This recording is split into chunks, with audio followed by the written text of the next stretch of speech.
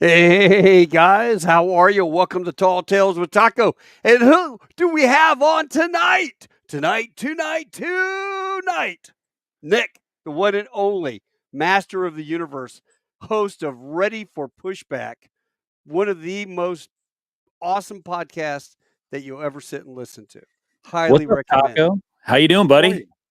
Brother, I am if I wasn't doing better, I mean, I could clone myself, get two, win the lotto. I mean, I told you about my near death experience. I say near death. I just can't explain it. So I'm alive. Everything's good. Nobody's shooting at us. Life is good, right? Yeah, dude, listen, that intro with these headphones on, I was like, I was back in it. I was like, oh man, we're going deep. Like it was just getting me amped up. So I'm Getting ready ready. to rock now. Well, that's my buddy Michael Costanza. He put that together. I got to bug him and see if we can get a new one, get another one going. But I sure do. This is a lot of fun, and I appreciate you coming on here Of course, my man. tonight because I've been thinking about it. I wanted to do a recap of RTAG. I mean, it's been almost a month. Almost a month, yeah. Yeah, we had RTAG, and then the next weekend I did my 40th high school reunion, and then work, back Yeah. in the Sims. So didn't have a chance to get on and do this, and I really wanted to get you on to get your your feedback as well. And so let's talk about it. What was your impression of this convention? I thought it was fantastic. Yeah, for sure. But I want to know, did you drive that Hummer to your high school reunion? Like, did you show off like you're the big dog? No, dude, that's that's Charlottesville, Virginia. Man, Let's see, Fort Worth to Charlottesville in a Hummer. Yeah, that cold I drive. wouldn't be able to walk.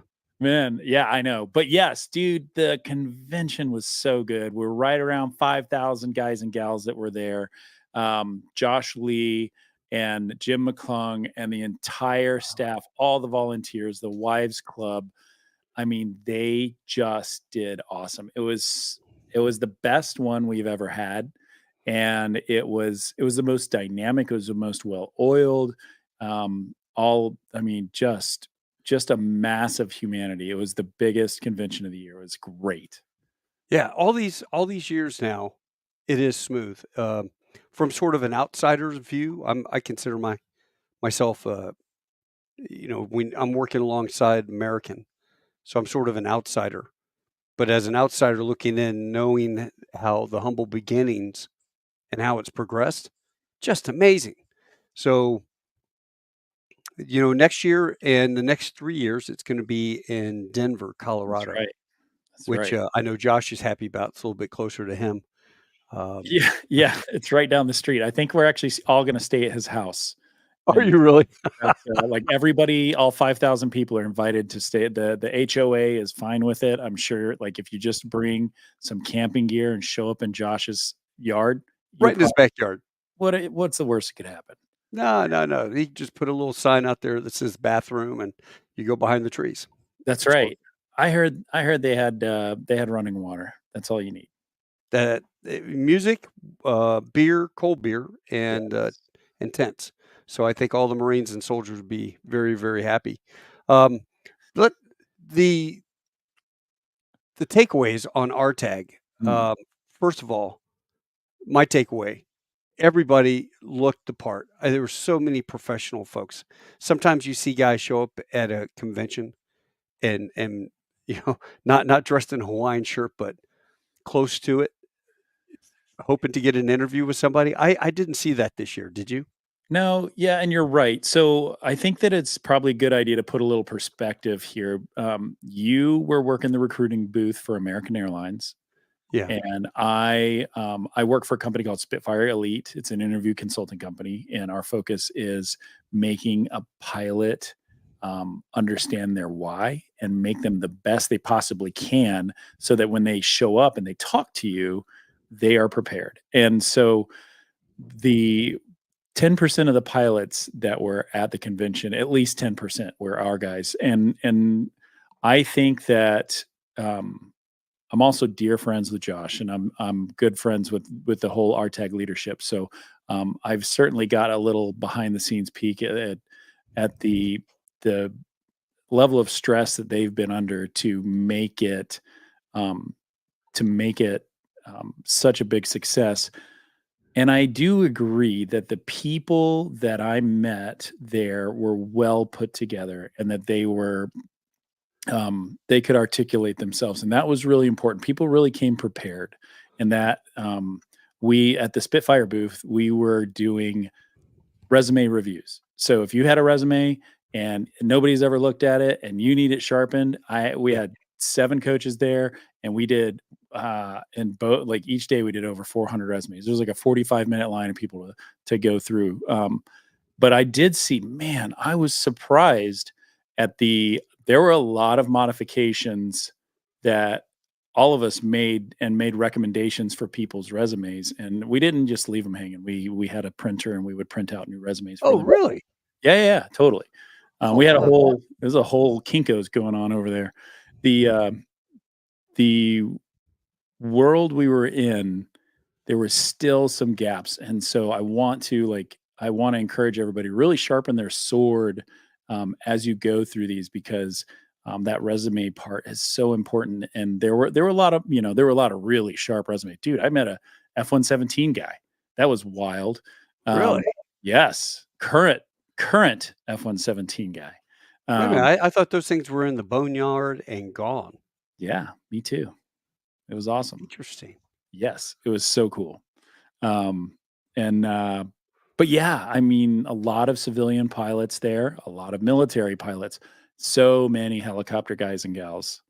And I Mhm. think that's an important thing to talk about because as we go through here, let's put a pin in that and come back to talking about the helicopter world and where we can see people finding growth in their careers and like and an off ramp from the military and an on ramp into civilian aviation. That's high on my mind. Okay. Requirements. I think it's changed a little bit. Some of the, what the different airlines are looking for, and I want to say it's leaning more now towards, around 500 hours, 121 PIC time. At You least, know, yeah, for sure. so the FO to FO to FO hired Yep. rate is really going to come down. Yeah. Each company, whether it's American or Delta or United, when you look at kind of that top tier hiring, um, you can include in there UPS because they're currently hiring and they're kind of slowly leaking people into their company, which is totally awesome. But so you kind of have that top tier of the pyramid, and Mhm. then below that you have ACMI carriers and ULCCs. There's some wailing of gnashing and teeth in that world, but then kind of almost on par, but just slightly below is that regional airline world, and kind of parallel to all that is the corporate world, right? And so you Yeah. have a bunch of different avenues and a bunch of different expectations. But when you have companies like Southwest that's not hiring right now, or FedEx that's not hiring right now, or the ULCCs that are going through an identity crisis, there is less opportunity. And so there's since there's less opportunity, there's more selection at the top of that pile. So American, United, and Delta, and UPS get to turn up the amps for the minimum time. And I would say between 3,500 and 4,000, 4,500 hours is probably the average at what people look at the majors. However, don't let that stop you because that's just the average, and there's a lot on either side of that standard deviation line. So um, I don't want people to get nervous about it, but just know like the competition is great, and people really need to come not just with their flying in order, but like a lot of intangibles to be able to break out and to show, especially if you're lower time, why you should be hired. Like you better be bringing something to the table. And I think a Like lot. what? I mean, what would you like to see on a resume? Yeah, I would love to see somebody. I would love to see a guy that's at a regional that's on their recruiting team. I would love to see somebody that's at a regional that's the treasurer or vice president of the Professional Asian Pilots Association or NGPA or whatever it is, and involved in the leadership of an organization. If all you've got's joining the Knights of Columbus, like go do something and lead, right? Find a way to separate yourself. Just be bigger than what you like. Give more than you take, and those are the people that make a difference. I don't recommend you go become an influencer. Don't do that. That like Really? Like, what have you seen on that? oh man, listen. Because I'm trying to get a job. I'm wondering, Yeah. what I could do better to be. Well, okay, let's say you are an influencer. It doesn't mean you can't get a job, but you don't need to hang your hat on that because, Delta just sent out an email last week telling people, like, really doubling down on what is in the FOM and how important it is not to display yourself social media wise in Yeah. your Delta uniform. And each airline has their own individual take on that. Some are more lax and loose with it than others. United actually embraces it a little bit more, but that can be a big liability for a company if something goes weird and all of a sudden you say something that people think is that company stands for, right? And that company establishes. And so the influencer thing, I've had a bunch of them come through, and I've worked personally with them, just because of my platform, Right. and I'm thankful and I'm grateful, and they're all awesome people. But if you're looking for ways to separate yourself, like diving into that, they don't like that's not even on a resume. That's just an extra thing that you do. And once you get off probation, then you start talking to your company about, hey, is it okay if I go back to slinging my stuff on old Snapchat? Yeah, I'm laughing because there was a discussion. I can't remember if the guy is at FedEx, and he comes in, he sets up cameras and stuff inside the cockpit, um, on the flight deck, and he was setting up cameras and doing stuff. Do you recall anything like So that? yeah, I know a few, and I've had great interaction with a couple of them that are pretty popular, especially in the 121 world. If you're going to be flying and recording, you have to first off, it has to be flown under Part 91, which means it's usually a ferry flight, Yeah, and the second part is you have to have like company permission to do it, and and so sometimes the friction can happen if it's like a first officer that wants to do this and get it all done and they don't have a captain that's on board with it, and yeah. that's tricky. I don't, my socials is heavily like LinkedIn, and you won't I fly for a major airline, but you're not going to see a picture of which airline I fly for, not at all. So I keep that separate. I'm very honored to work for the company that I do, and Yeah. but Northwest. let's just say I love hats. I wear hats too. You know what? It is a symbol of authority. I'm sorry. It is, especially when you're 6'4" like me. People are like, dang. Yeah, I mean, you put the hat on. Somebody, I think what happened, I went back and I was a 7.2 engineer, flight engineer, and I went back and I was doing magic tricks for this kid in first class, and this guy reaches over and grabs my sleeve and he tugs on me, and he had his newspaper up. He tugs on me. I turn around, his newspaper's down. He goes, "Hey, how about a cup of coffee? Black, thanks." And he goes back to his paper. I'm like, "Holy cow!" That was um, he was in a Dracula movie years ago. Fake and Bake Tan. What was that guy's name? Donald Trump. No, no, God, no. He lives in Miami. Harrison? No, not Harrison. It'll come to me at 2 in the morning. Anyway, has been actor. He was only in a couple movies. Wow. Some Dracula movie that was a comedy. So he was But on your plane. yeah, he was on the plane, and I went up to the flight attendant, and she was eating one of the sundaes, and I went up and I poured a cup of coffee, and she goes, "Oh, sweetie, I would have gotten you that if you just asked me." And I'm like, "Oh, it's not for me. It's for Mister." I have to pull up my Mr. little book. Such and such. Yeah, Mister Such and Such, and she goes, "Oh, oh, that's." And she grabs a cup of coffee, and she goes back there, and she's like, "Sir, I'm your flight attendant. If you need coffee, hit the button. I'll get it that's your pilot." And, and he was like, "Oh," even though he was fake and bake, he got even redder. And then when we landed, he goes, "Hey, sorry about that. I didn't mean to ask you to get my coffee." I'm like, "No, that's my job, sir. Take care of you. But how about some free tickets to your club?" And he goes, "I'm not that sorry." Oh, dang. Like, Dang. what a tool. But that was funny. But no, it just definitely separates you from, is that a flight attendant or is it a pilot? You got a hat on, you're a pilot. I know. A lot of Yeah, guys don't like it. I talked to a lot of female aviators that um, they they they roll well because a lot of people mistake them for flight attendants, even when they're in their full uniform. And so my hat goes off to them because that is a really hard place to be when you're like people are constantly, even Oh, gate yeah. agents. And so I try real hard to make sure that everybody knows like we are the pilots, like we are in charge here, like this is our thing, let's go. So Yeah. I don't Yeah, know. we take care of you. So, yeah, if you don't like the hat, that's wonderful. I was a Marine, still am. I always wear a hat. I don't mind it.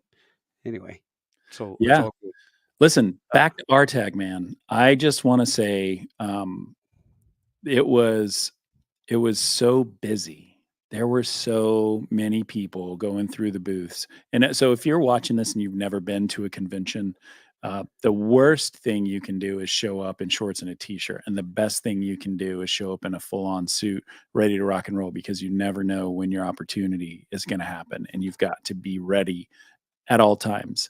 And and so even I can't tell you how many people I've talked to that were at the convention just for funsies, and they were not expecting somebody to take them seriously and to say, "Oh, yeah. I'm really interested in your resume. You are a person that would fit with our company." And then all of a sudden they're being asked to interview and not ready and Yeah. just surprised. They were just there on fact finding, and all of a sudden they're like, "Hey, you are our person. Come with me." And they're terrified, and I hate for people to be like that. Like, be ready so you don't have to get ready. Oh, Um, yeah. I interviewed, Possum, Bill Sims, 2 I years ago. met him. I Met him. Yep, so a dear friend of mine, was my co-pilot at one time, came over to the house when he was getting out of the Marine Corps, and we talked airlines and then talked him into going with the A team. But, Possum,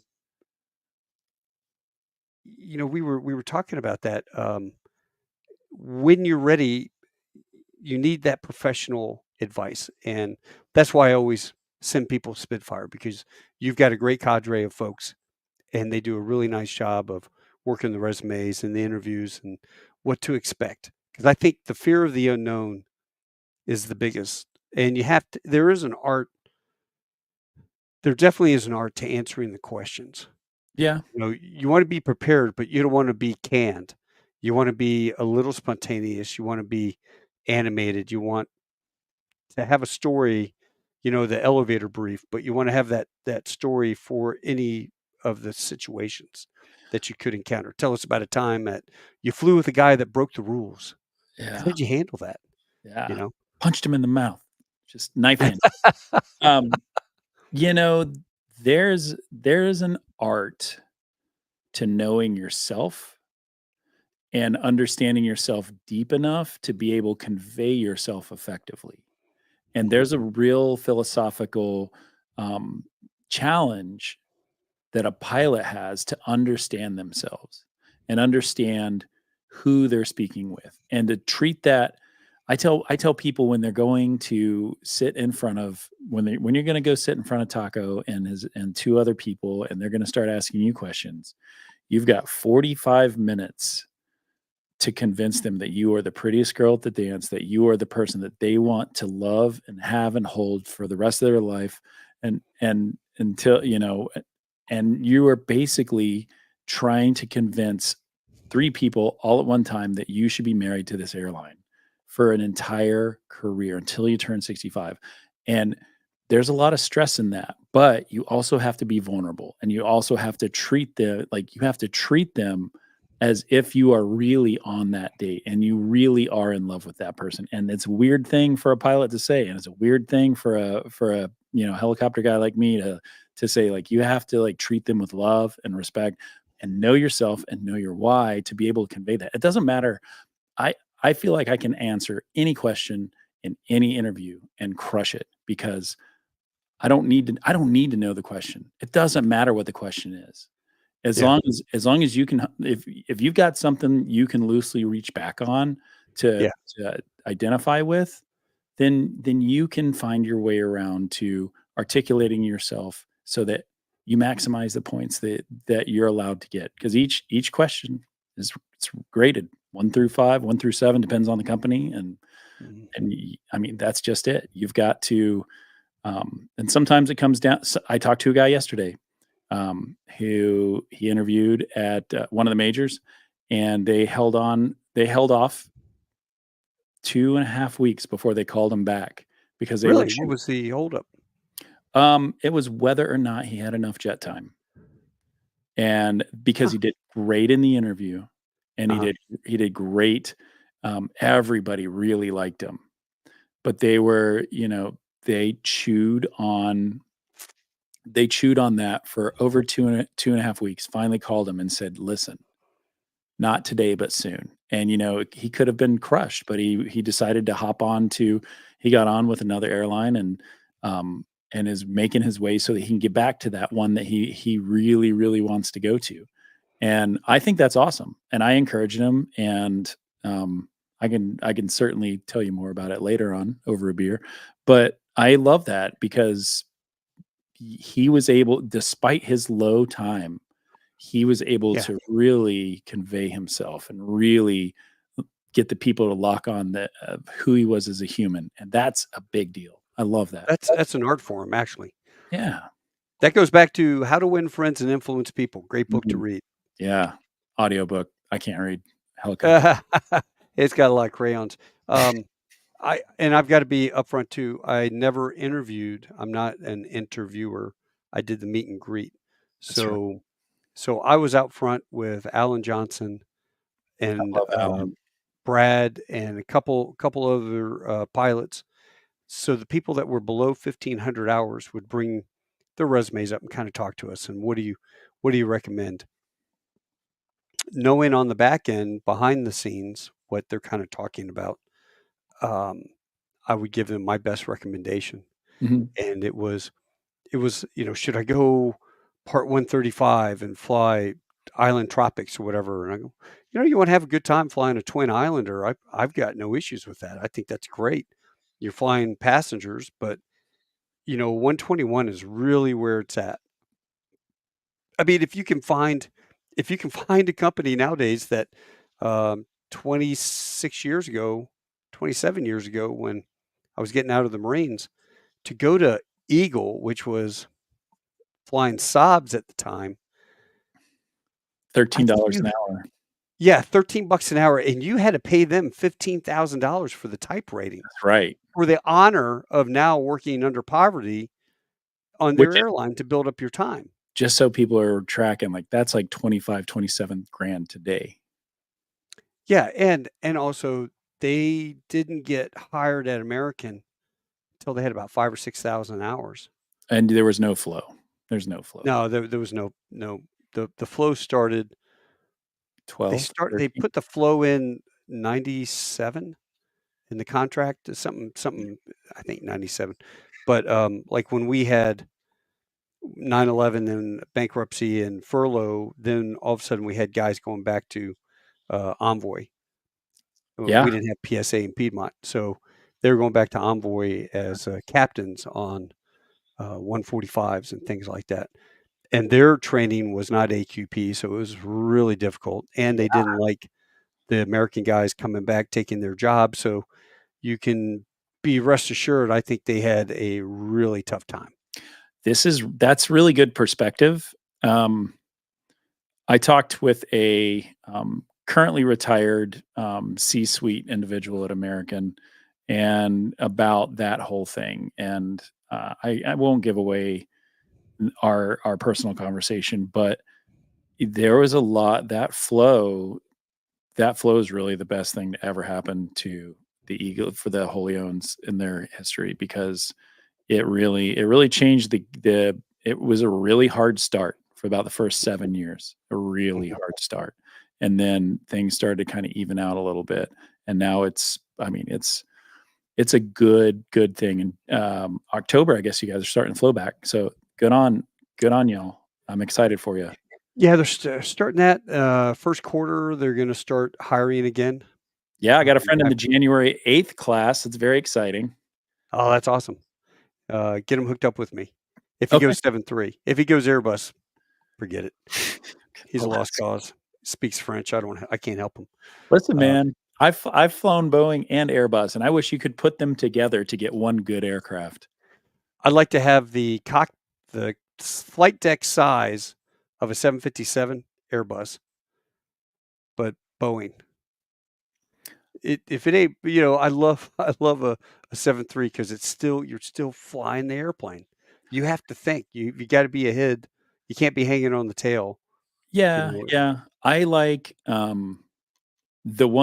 like, I fly the 7576, right? I think you flew the 75 at one time? I flew 7576. Okay, cool. So we had four different types, 275 variants and Mhm. 276 variants. That's so cool.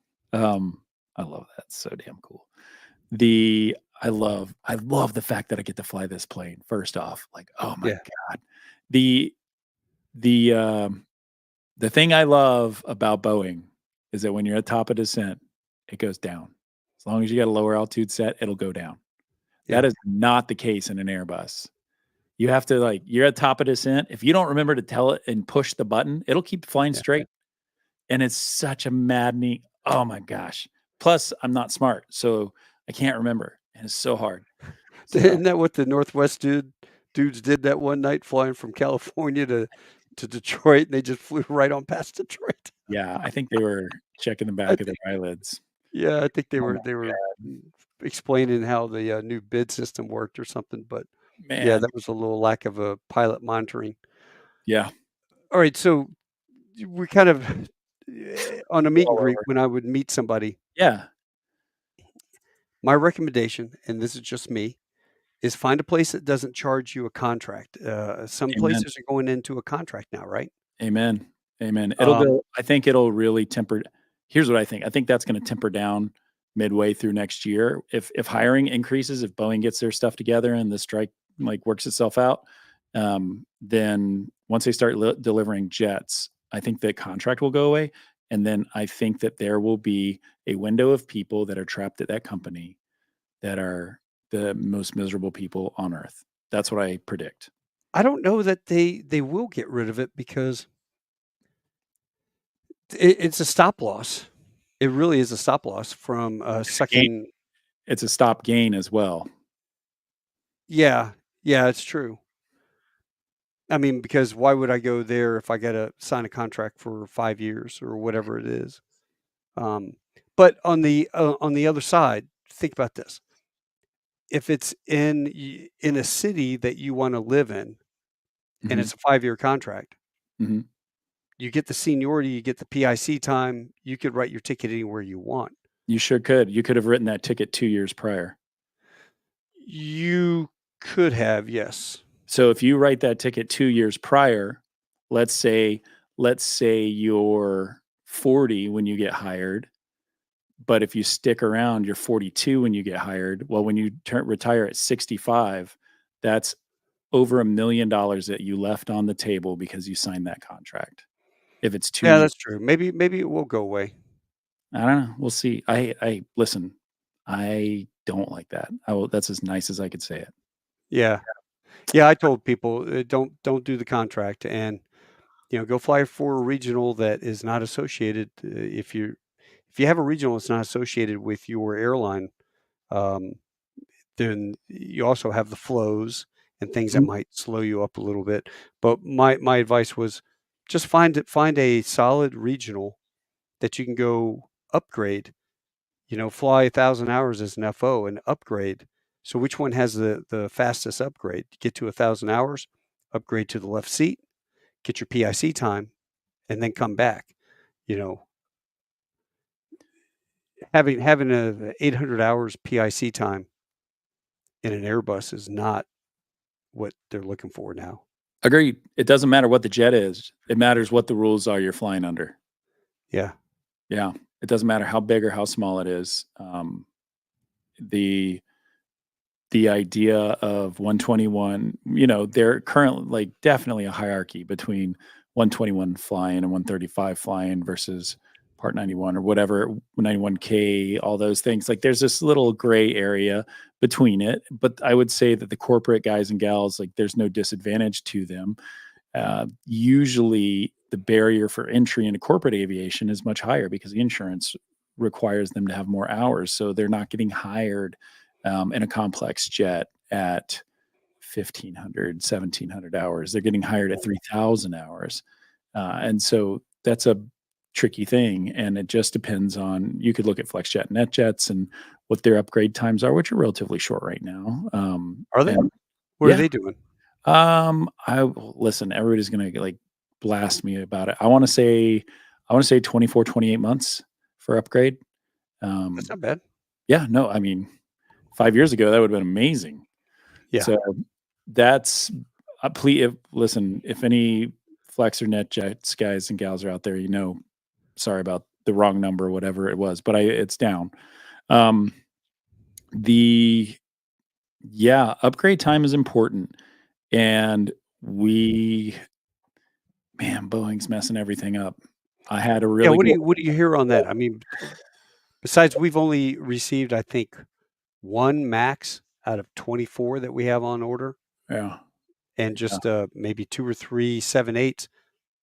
Mhm.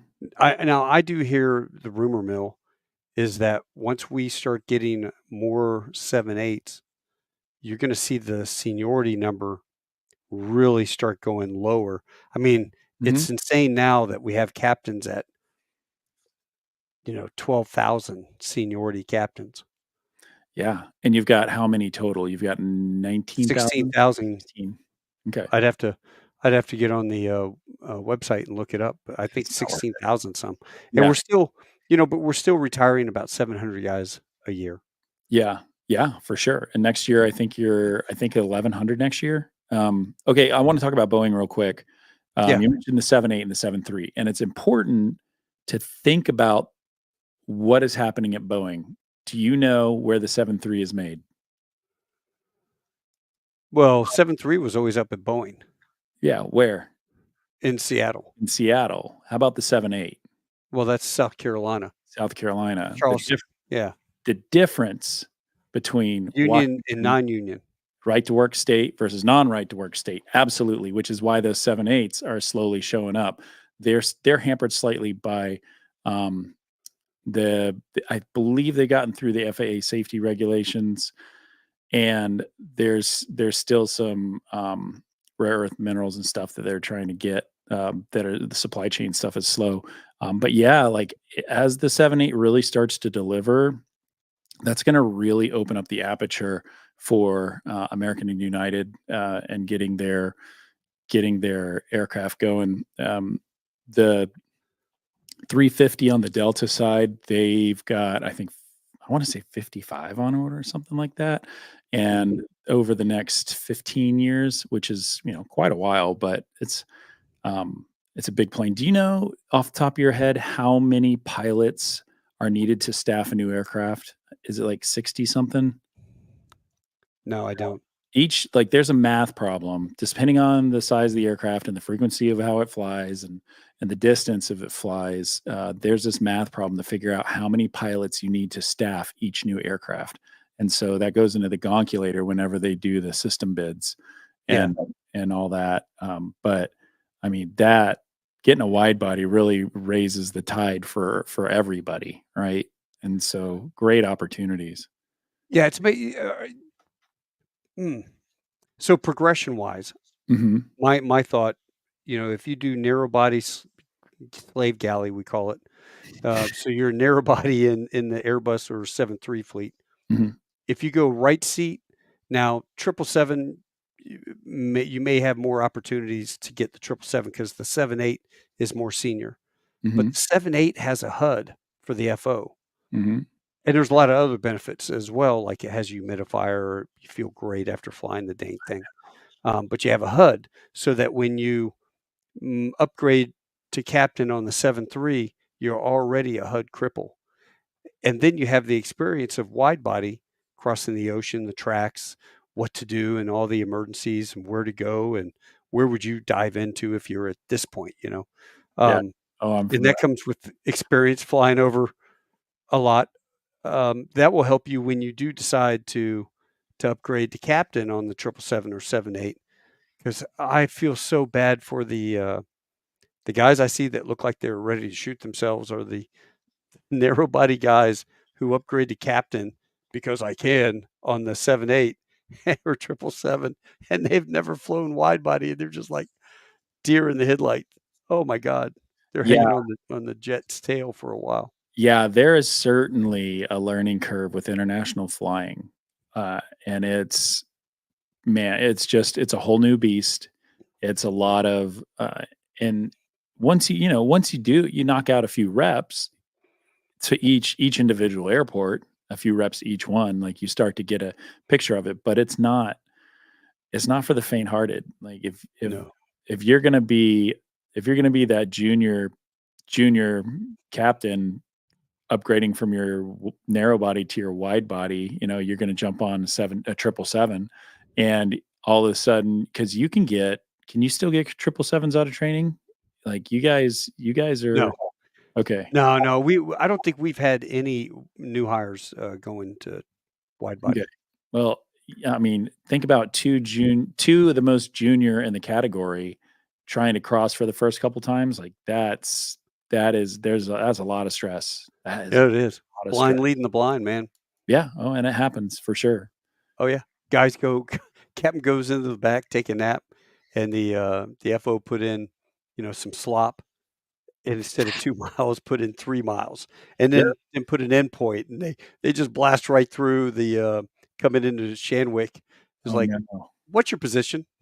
Possible pilot deviation. Uh, yeah, that would Dang. be bad. Turn off your Hey, trans. I'm looking on here. Break. I see 15 people watching. Um, and between Facebook and LinkedIn and stuff. If you're on YouTube, do me a favor. Go go click like on this, subscribe. I want to bust 3,000 people. I want to get 3,000 subscriptions Yeah, what's because up? I'm 3,000 behind Rob Riggle, and I'm trying to get him on my podcast. And I want him to know that I've got a viable podcast to talk to Mr. Rob Riggles. What But would you talk to Rob Riggles about? being a Marine, because Push-ups, pull-ups, no, no, no. sleeping in the I'm rain? sure he's got some great OCS funny stories. Yeah. He went to flight school, but he dropped out. And, did he drop out? Just guys get airsick all the time, and it's not for me. He says he dropped out to pursue comedy and became a public affairs officer, which is really cool. That tracks with every PAO I've ever met. Yeah, start aviation first, Top Gun. But no, I tell you what. Also, if we got anybody on the line here, hit Apple Podcast and go ready for Pushback. Yeah. And it was the one with your wife that I really loved, and I'm trying to remember which episode that was. Episode 100. 100. Your wife was on it. It was one of the most fascinating having your wife talk about. We don't, as a profession, I don't think we include our spouses enough in on this. And you did a fantastic job having your wife talk about starting here and doing this and how it progressed. I'd love to have I'd love to have my wife on here. She was Yeah. at a party once and somebody goes, "Oh, oh, you're married to a pilot. Oh, the average pilot makes $150,000 a year. You guys must be doing great." And Teresa says, "Well, I must have married a below average pilot because I do the taxes and we were not anywhere near that. I think we're like 55,000. Oh my That must God. have been a couple of weeks ago. That was not a very recent party. No, that was a few years ago. That was Yeah. we got married in 2001, right after 9/11, and that was a really tough time. I mean, I had a Porsche. I had all the toys that It's a really a tough guy time could to get have. a Porsche. I had the biplane, 1929 Fleet biplane. I Oh, had the silver Boxster. I love that car. yeah. I had my Saab convertible, had truck. I had all these toys, and then we're sitting here looking at it. We're going, you know what? Maybe I need to sell this stuff because I'm married and I got a kid, Yeah. Yeah. um, so that I can provide if I get furloughed, which is a distinct possibility. But as it turned out, I wasn't even close. Um, That's but good. anyway, live by the pizza man motto, right? Yeah, So listen, I have a garage full of motorcycles and which I love, and I look at them like I have had them long before I had my beautiful bride. And I mean, I had 9 or 12 and I sold down to 3 just to get really, yeah, to get through the regionals. Like that's what I had to do. I used to restore antique bikes, so I had a bunch of oh, nice. wow. I had some real high dollar bikes, and so that's one of the things we did to kind of support our family as we went. It was really hard to do. I have these 3, the first one I ever built, and then 2 that are super special to me, and it's hard to have a thing and be attached to it. I'm like trying not to be materialistic, but I'm like, shit, man, I like those things. Like, I am definitely spending the money and having fun. yeah, I mean, when you guys laugh about this, when first talked to Eric Sabiston and we sat down for lunch and I gave him a copy of my pay stub. That month it was $35,000, yeah. which as an FO, now that was 11, God, that was a long time ago. How Mhm. many years ago was that? Anyway, that was a lot of money for 1 month. And as actually that was the month that I told my wife quit her job. Said I can take care of us from now. Yeah. And now the crazy amount of money that we make with the new contract, um, buying a $30,000 Hummer. I just bought a special ops Hummer, gun truck, What? GMV. There's only Wow. like 8 of them been released through the government. What? And my partner and he bought one, I bought one.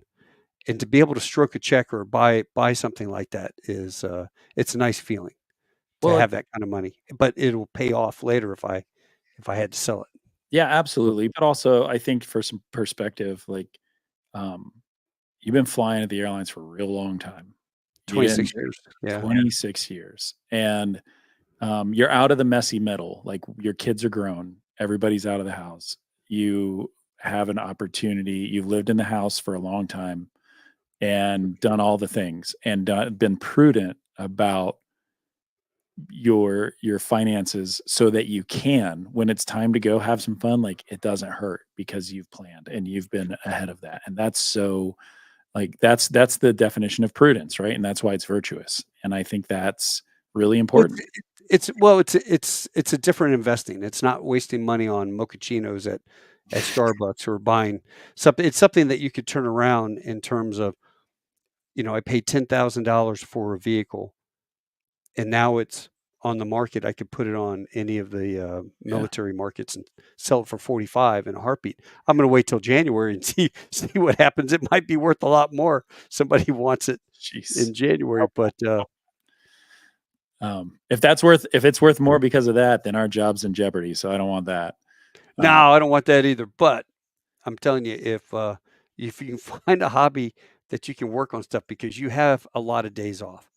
So mhm. on those days off, if you're out there as a real estate agent or you're an investor or whatever your kick is, whatever makes you happy, this keeps me out of the bars.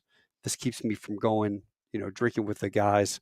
But it also opens up so many other things. Like November 10th, we're taking 4 Hummers over to a Navy SEAL Foundation event, and they requested us. And the guy's like, "Hey, we'll pay you," and whatever the going rate is, $1,800 a day or whatever. And it's like, wait a minute. So this is a fundraiser for Navy SEAL? Yeah, all Navy SEALs. It's a Navy SEAL Foundation. I'm like, screw that. We'll do it for free. What? I'm like, yeah, we'll do it for free. Don't worry about it. So they have helicopters with SEALs coming in, and we're racing in. They've got pyrotechnics. They've got machine guns firing blanks. Um, Yes. You think for yeah. So it blacks. opens up. So when we were talking about having a hobby, volunteering, and doing stuff, Knights of Columbus is great. But if you are a veteran, if you are a vet, try to find veteran centric organizations that you can volunteer for. I would get a call from Randy Stillinger. You know Randy? Is he the Medal of Honor No. Oh, yeah, yeah, yeah. Randy designed that Medal of Honor Airbus that we have. plane? Or yeah. He's in charge of our veterans initiatives. And Randy would call me up out of the blue and go, "Hey, man, I need can you get me 12 pilots to work on we're doing ramps for wounded vets, Oh, building yeah. ramps." Let's go. And we got a company that will donate all the stuff. We just have to provide the muscle. So I'd send emails out, all my military buddies, I maybe one or two, but I would have a ton of RTAGers who were flying for the regionals, PSA, Envoy, whoever. They were coming over, and now all those guys are all at American.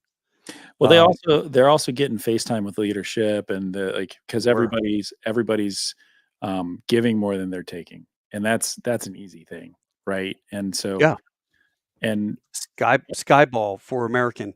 We had used to have Skyball, but they still have Snowball Express, and they have Salute to the Troops, and they have all these different events and things that they do that you can raise your hand and volunteer for.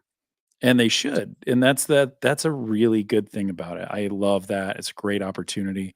Hey, I want to give you a shout out to Eleanor, and it looks like she subscribed. So Oh, high five.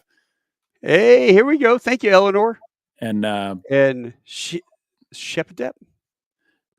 Yeah, Shepadep. That's awesome. Hey, Shep. also, if anybody's in the comments and wants to ask a question about the airline industry, I'm happy to chat about it. Whatever you got, throw it in the comment section, and we'll unpack it. That's easy. Yeah. I Still love got 16 people watching. that's 15, awesome. one just dropped out. Anybody has a question, please. Yeah. I'll usually do once a month, I do a live, like ready for pushback after dark. Oh, And I, it's usually an hour and a half long. I ask everybody to bring some beer and we meet up on a big Zoom call. So sometimes I'll have like a guest of honor, a director of hiring, or a president of a company, and I'll ask some questions and talk to them, and then I'll just go and it'll be me and the people just answering all their questions for a long time. And I mean, I've had over 1,000 people signed up for these things. It's been a lot of fun. So it's dude, really that's but see, you got a lot more to talk about. You're in the game. You're in the game on what they want, the recruiting side. yeah, yeah, it's true. I I can, The recruiting side is tricky. And it's very it's an individual sport. It's not a team sport. And so that's definitely what I've noticed with that. yeah, yeah. There we go. What's up, Taco? Hey guys, I tell you what, this is awesome, Jason. No, it wasn't Leslie Nelson. God, what was that guy's name? That would be awesome seeing Leslie Nielsen as Dracula, though. I wish he'd have done that. No, God, George Hamilton. Hamilton. Do you remember that dude with the fake and bake? That's who it was. Good on you. Good on you. Yeah, yeah, yeah, yeah, yeah, yeah. Uh, Chris Herman. That's not a Taco Tuesday shirt, dude. It's a RTAG shirt. Can you see that? Is an Artec shirt. Our theme was Hawaiian. So sadly, the people from Artag missed out on a great opportunity when, or maybe they won because when when the first night of the convention was over, I was just doing so many resume reviews. I hadn't eaten all day, and we needed to jump into to go get dinner, and it kind of overlaid into the big scholarship Party. party, and I had this nude colored skin suit that was body tattoos, and I was going to be Maui, and it was totally nude, and I was just going to walk in there with nothing on. And that was and I was so frustrated that I missed that thing. I'm like, what the hell am I going to do with this costume now? So now I just have the costume. You guys missed out. I'm so Well, sorry. you have to do it next year. You just have to walk in there and do that next year. I I have had to pass. I actually had to pass because I had to take my wife out for her birthday, Oh, yeah. and and take that out, take care of that, and get that X. So make happy wife, happy life, right? That's right. That's right. I'm thankful my Anna let me come on here tonight. She's actually getting ready to do one of her own episodes on this show. She says she has something she wants to talk about. She won't tell me what it is, but she's like, I need you to show me how to use the podcast stuff. And, Really? yeah. So Is she's she going to do a ready to pushback? Yeah, she's going to record a solo show by herself. I don't know what she's going to talk about. I'm not even it's going to be a surprise to me. I'm going to let my, I got 25 people that work on this show. So I'm going to let them, I've hooked her up with them. Like, you guys handle it, release it when we release it, and let's go see what's up. Well, I think it's going to be titled "Never Whistle While You Pack." It's going to be. It's going to be hey, you're going to Hawaii. Hey, what's that Hawaiian shirt doing? Oh, nothing, honey. I'm where's your trip going? Honolulu. I know. Oh, Maui. Yeah, okay. Never whistle while you pack. Always make sure you call home before you get home.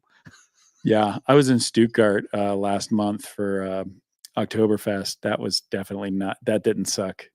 And no, not at all. I feel bad. I'm like, they put me in all the great places. What are you going to do? You got somebody, I used to go on Facebook and I would put down schedules has London, Madrid, Paris, Buenos Aires, Tokyo, Honolulu. Where should Waldo go? And then whoever had the most votes for a certain place is what I ranked my order in. And I usually got it because I was senior in the bucket or whatever. So I would go to London, I would have a beer and write on the person's name on the napkin, the guys that voted for London. Here you go. Take a picture and post it on Facebook. Listen, yeah. I'm 91% in the left seat at my company. And so I never get I basically live in the Drury Inn in Orlando. That's basically I'm basically based there because of that. So listen, Eleanor Marshall's my hero. Thank you. Tell me about Eleanor. I don't know, but I love that she wants to listen to the show. I'm thankful. I'm grateful. How many episodes do you have now? You've got a lot. Yeah. I have 100. I think I've got let's see, is today Tuesday? So I think I have 188 or 89 released, and then recorded. I have 200 and something recorded. So I put out 2 episodes a week. One on Monday. It's usually an interview with somebody cool. And then on Thursday, I do a solo show, which is it's all about, it's 6 to 10 minutes of me giving you some motivation. Anna calls them my sermons. And just me preaching to you, telling you you're good and you can do it and that you deserve this, and just keep going because it's going to work. So look in the mirror. You're good looking. You can do it. You're good enough. You're smart enough. And people love you. People love you. Yeah. Yeah. God, that's Saturday Night Live. I've forgotten about that. I'm the podcast, the dude that lives down by the river in the van. Yeah. I live in a river by the van. Not in the van down by the river. You live in the river. That's good. It. Well, let's see. Eleanor, you start watching it. Do me a favor. Go to Apple and go to Spotify. That counts as well. I'm going to start heading over there, migrating. I'm going to try to migrate. But, you're subscribing to any of these podcasts definitely helps out, even though I don't monetize, because as Nick and I were having this conversation prior, YouTube is only a vehicle to get things out there, but they demonetize everything, so it's not even worth it, because normally the shows, like the last one I just had, War Junkie, we talked for 2 hours, and if it's anything Iraq, Afghanistan, any killing, you talk about blood or don't whatever. Say these words on my show. People aren't going to see it now. But hey, Also, I was in the military, even though I don't talk about it. I was in the military, so We'll 20 talk about that. years. Talk about that quick. You've got just a few minutes. Go for it. I'm a helicopter guy. That's it. Navy And helicopter guy. would you fly? 60s? I flew 60s and I flew 53s. So Really? In the Navy, you got to fly Navy, 53s? yeah, it was awesome. It was the Wow. best. Delta or Echoes? Echoes. Oh, so you could aero refuel. Yeah, for sure. Nice. They say That we is, could I do it? It was tough. dude, that's a big helicopter. It was a big thing, man. It You looks know, like. Go ahead.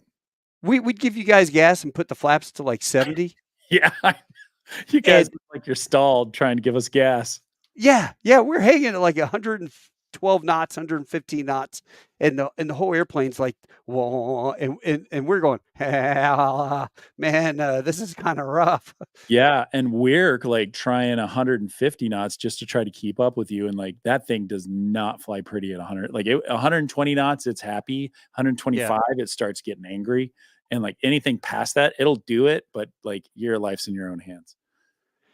yeah, we didn't like 53s much. We like the Air Force um, SAR guys in the 60s because Yeah, their boom, like the rotor, their boom extended past the that's rotor, right. so there was none of it. Didn't the rotor wash didn't push the. Yeah, it was funny watching a helicopter try to plug in because the basket is dancing around because it would hit the rotor wash, and the guy would jab at it and jab it. It was like it was had a mind of its own. Yeah, it's funny when I was in Africa, I was the XO of Combined Joint Task Force Horn of Africa, and that I tell you what, all of that weird military flying that I did gave me really good perspective to be able to communicate and like carry clout with a lot of these other commanders that were a lot of them were senior to me, but I was the XO, so too bad. But that was good. It's funny to get lots of different experiences. Dude, I forgot about this. You're a knight. How are you Oh, a geez. actual knight? Hold up. Bill, Senior Bill Sims from Mexico City just logged on too. Sir Knight is an actual knight. Yeah, that's me. Well, how did it happen? Yeah. Um, when I was in Africa, it was 2019. It was pre-COVID. Life was good. Things were great. We were doing a lot of really good stuff in our AOR, and we a, a summit. We had 8,000 troops in Africa, right? So a lot of people covering a lot of different places, and one of the things that we were really big on was helping when we could. And there were a couple really big natural disasters and humanitarian crises that happened while we were there. There was a typhoon in Mozambique. This was in the um, the Ebola outbreak was going on in Oh wow. DRC. It was a lot of other stuff was going on. There was the first coup in Sudan, and then the one in Gabon, and all the like. There were a bunch of things, and we were trying to help the most we could. So, we did our thing, and it was great, and we really enjoyed it. I got back, and COVID happened, and all the things. I'm flying for the regional, and I got a call from a friend who kind of rolls in these circles, Yeah. and he was asking me questions about some stuff, like some of the humanitarian efforts in Africa. And I was just chatting with him about it, like buddies do. He's like, "Cool, man. All right, I'll catch you later." And the next day, my phone rang from a unknown number, and it was one of the people that represent the Crown Prince of Ethiopia, Prince Ermeus Saleh Selassie. That's a weird And name to have to pronounce. yeah, he's a great dude. Like what a huge personality, like awesome person. Anyway, like I didn't know him at all. And Yeah. so anyway, he contacted me and told me they wanted to do this, like knight me for this aid that we were able to help with. And we did a Way. lot in Ethiopia. There was an attempted coup while we were there. I was actually in country for it. It was not fun. But yeah, so it kind of one thing led to another, and a few months later, like we went and had this ceremony, and it was really Where lovely. did they fly you over there? No, we did it in Orlando, believe it or not. So that's that's kind of where it all kind of came together because they have some kind of like there's a big Ethiopian community there, No and way. so yeah, super good food. We ate like kings. It was awesome. So So what was yeah, the knighting process like? Did he actually have a sword and go, "I" oh yeah, no, yeah, just like that. We were like in this church, and it was lovely and beautiful. And there are a couple pictures around from it, but he's dressed in like robes, and I'm like in a suit and or a tuxedo, I think. Yeah, uh it's funny. And so yeah, he did that, and I have this huge medal, like this neck medal. It's like wild. So I couldn't wear it with my military uniforms clearly, right? Because Right. it's not from the US, but now I'm retired, so I can wear it with whatever I want. That's so damn cool. Man, you gotta send me a picture of that. I wish I'd had it. I Oh would put it gosh. on the podcast. Yeah. It's Well, shit. it's cool. It's a lot of fun. That is cool, man. Here we go. Shep Adept. Transition Air Force dude interview with United tomorrow at 8. All right, Love this baby. and appreciate you both. Hey, here we go.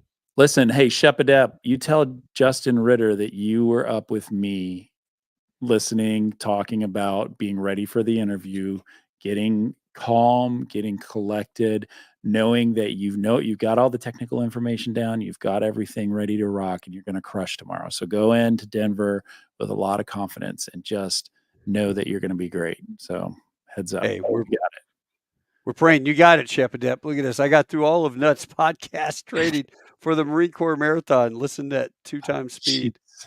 Bro, God bless you, man. Dude, I've that's never dedication. have you run a marathon? I ran the Marine Corps Marathon when I was 18, Oh, that's not and fair. then I ran the Okinawa Marathon when I was 29. That's pretty Those were the sweet. last marathons I ran.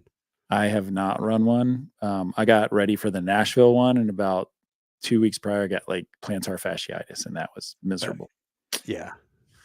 So Yeah, it was around 4, I wanna say it was under 4 hours. We ran behind a platoon of Marines that were in combat boots and utes and boots, singing the whole way. So you're just sitting there just jogging along nice and slow. how I was many impressed. 100% VA disabilities do you think were in that platoon that are now, like, limping around from running in utes? Yeah, when I ran utes and boots for 26 miles, yeah, Ah, God bless them. 26.2, love it. Um, that's another thing. All you vets out there, I literally just filed for intent. I have not done Oh, anything. I'd never filed my VA stuff. I'm just now starting to get into it because wow. I've got 6 years left, so I figure I better start getting onto that I before think they you shut down the burn pit. Yeah, listen, I am a, member of the burn pit registry. I have a picture of me standing with the, um, president of Djibouti in the middle of a landfill that's on fire, and, it's a totally messed up photo, but, and there's a donkey in it. The, Talkie. but I do think that you should it's gonna take a long time to go through this thing, right? So I just finished Mhm. mine up and did mine, but I do think that, you should write down notes and articulate, like, do these, tall tales with Taco about your experience, and anybody that you have that can help you through it as you go, like, get them involved with the conversation. That way other people can find out about it because there's so many guys and gals out there. People don't realize that the VA is funded so that and everybody is thought to be 100% disabled, and it's up to the veteran to prove them wrong. And so Mhm. that money is there for you. And if you leave it on the table because of some like it doesn't matter today, but one day it's gonna matter. And that's what's important. It's taking care of vets, taking care of yourself, and just being But able to provide for your family. I would also say have a good aviation advocate that knows the ins and outs because some things could affect your first class medical. Why do you think I have this beard? See this beard here? This beard Yeah. is because my medical got deferred because of my VA stuff came back.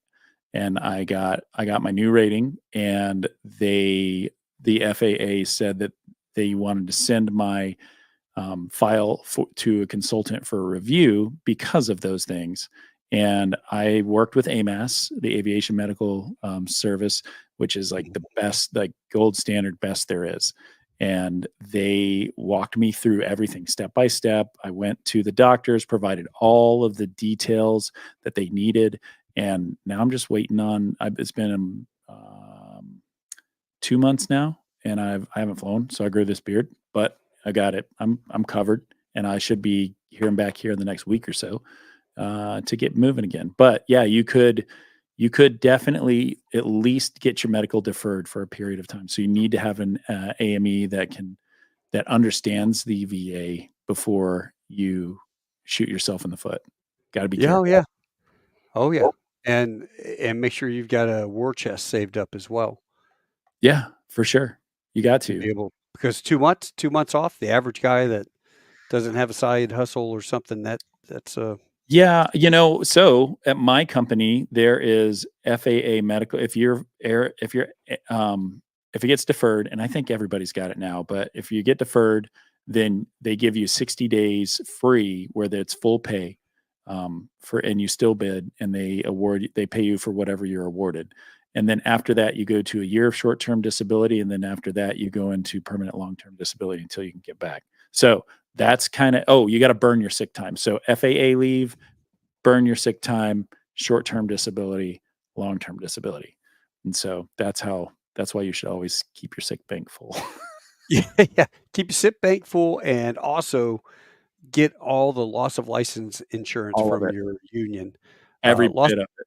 Yeah, all the loss of license, PMA. I mean, I've got every single thing you All could that shit. pay Loaded that up. money, because better to have it not need it than need it not have it. So, Because that one Tuesday that it shows up and you need it, be glad you had. It's like your bookie coming around for payday. yeah, it's that one day you're sitting on the back of a pickup truck and you launch yourself off the back of the Dude, pickup truck and yeah, fall on your back and not get hurt, but I maybe you can't did get believe hurt. that. I had a guy, one of my guys died falling 4 feet off of a ladder hanging up Christmas lights.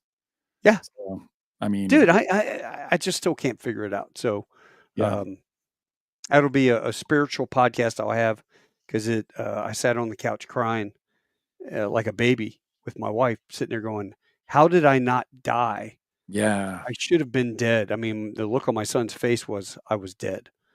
yeah, But anyway, bro. you know, hey, Listen, God, wear your cranial. yeah. Well, that was the thing too. As I wrote it, it went black, but it didn't go black because I passed out and hit my head. It went black and just froze. I have no recollection except for falling backwards going, "Oh shit." I think that came out of my mouth, but shit. And next thing I know, it happened that fast. I'm laying on the ground and I'm like this, and my fingers are working, elbow. I start wiggling my toes and moving my legs, and they're jumping down, looking at me. And I All thought, right. how did So this happen? what's our lesson learned though? Like tell 'em, like I've heard the story 3 or 4 times, but what is the lesson learned? Like what other than like love your family, like how do you prevent that fall from repeating?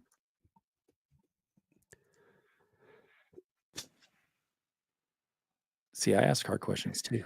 Yeah, it's not something that you would anticipate, because what it was there was cloth in between layers of metal Okay. and like heavy fabric. Yeah. And so as we pulled off the first plate and laid it on a box Yeah. that was on a pallet, so I can move it around with a pallet jack, that layer of fabric was now over. And when I stood on the back of the pickup truck and I'd reached down and we pulled, it jerked on me, and Mm. basically I think I probably let go because it pulled back, and then my feet slipped on that fabric out from underneath me. So there was Mhm. nothing I could do, and Okay. there was nothing to grab onto. Okay. You're just out in space. So I guess the lesson learned is make sure that your footing is on a solid surface. Hey, no, a lesson learned is go hire the neighbor kids to climb up and go do this stuff. Yeah. 59 years old, don't be hanging Christmas lights. Mhm. If you want to come over and borrow my chainsaw, I'll give it to you with a ladder, and you can ride the motorcycle home with the chainsaw on your back, I as just long cut as down a you're tree a couple weeks ago. I had to, like, to keep it from hitting the house, I had to top it, and it was the scariest thing I'd done, and I was like, "Well, I'm never doing that again. Ever, ever." no. That's why you hire specialists to do It that, was so or scary. strong back, weak mind. Hey man, I'll pay you. Yeah, Anyway, that was it. It was crazy. I've kept you for an hour and 10 minutes. I know you have to go finish and help your son on his project. that's Nik, right. I can't thank you enough for coming on, brother. Man, I'm As always. thankful for you. I love what you do for our community. I love your giving heart. I love your mentorship that you've offered me mentorship for a long time, and I don't even live at your company, and so I thank you for that, and thank you for what you do for helicopter pilots. Thank you for what you do for veterans. Thank you for what you Uh, do for all the AA pilots. Everybody wants to be where you are, and I don't know if you know that, but everybody wants to be where you are, and so. and uh, and that's our mission in life, is to get them to fill the spot, because you and I won't be here another 20 years. Somebody else has got to take our spot. I'm not that old. How old are you now? I am. I'm 45, so it'll be 20 years. Yeah, you got 20 years. I don't have 20 years. Dude, I just finished my recurrent. And first of all, thank you for the kind words, but Yeah. it it's embarrassing. So I'll pay you $20 next time I'm with you. That was really nice. But the mission in life, and like on LinkedIn, it says, I think I wrote something about my forte is facilitating people meeting, connecting Mhm. people with, because somebody always jokes I'm that guy. I know a guy who knows a guy, Yeah. and they call me, "Hey, do you know a pink unicorn sheep herder who is left-handed and speaks Portuguese?" "Yeah, actually, yeah, I do have a guy. Yeah, I got a guy. Let me get in there, my Rolodex, and start looking." And yeah, kind of crazy. It's a good thing, man. That's our forte, is to connect people and take care of them. But you're doing God's work as well, because how many thousands of people have you guys talked to and Uh, helped? a lot. My phone doesn't stop. Let's see. I'll tell you how many texts I have right now. I had 0 when we started, and I've got 14 texts right now just in the last hour. So, I mean, that's just how it goes. And we're Yeah, everybody though. We are here to make this community better. That's it. yeah, and it's working. Although I love my airline, my job is to get you hired at any airline, because whatever airline you're at, you make the best of it and you enjoy it and love it, and it'll pay huge dividends down the road. And you too can go buy a $30,000 gun truck. That's going to be fun as hell. Oh, did I tell you I'm going to get a semi-automatic 50 cal too? Oh, what's up? Let's go. Those Yeah. bullets are so expensive. Yeah, but to see, I take the truck, like on Saturday when we take it to that vet, or Sunday the 10th, we take it to that vet deal. They provide all the ammo. Oh, So if you have your own, I could have vets up there shooting from the cupola. I love Texas so much.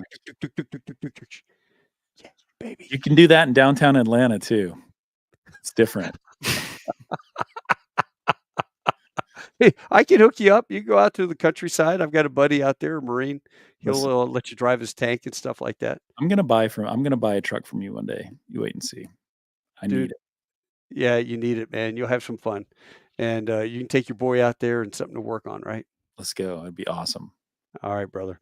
Well, listen, man, I can't thank you enough. Get back to taking care of your boy, the text, and tell Anna I look forward to that episode. I want a text so that I can let my wife listen to it. And Okay. we need more wives to give a perspective, because all the people that are sitting there listening to this, their wives may not know what you're getting into. Yeah, for sure. Um, yeah. Hey, how many Christmases?